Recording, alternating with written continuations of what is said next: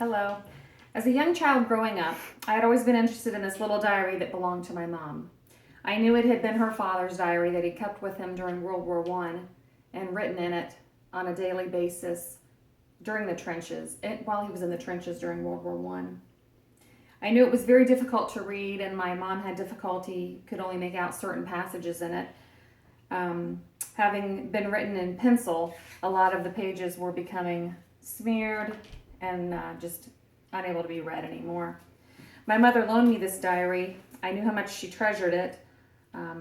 He had died when she was 10 days old, so I know it meant a lot to her. The book is almost 100 years old now, and I knew it would continue to deteriorate over the years. I spent a lot of time and effort in making out the smeared words and transcribing it word by word.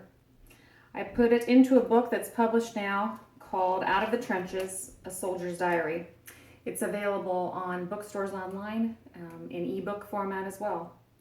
It has a day-by-day account, and I've also included, besides what he's written in his diary, some pictures, and some of our family photos are at the front. It also has his discharge paperwork, his enlistment record, and some souvenirs and some of the medals he received during the war. This is available, like I said, to purchase, or you can purchase it through me separately as well.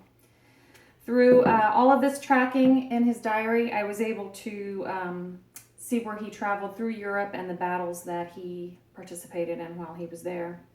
Many of his friends were buried overseas and are in the American cemeteries in a lot of these countries in Europe.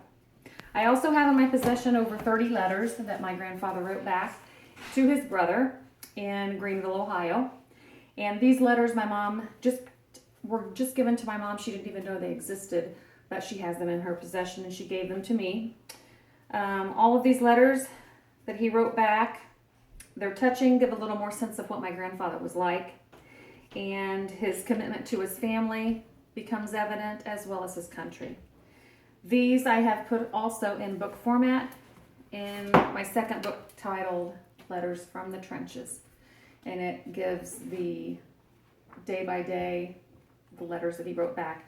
There was a 3-month span where he didn't write any letters when he was wounded and received shrapnel during one of the battles.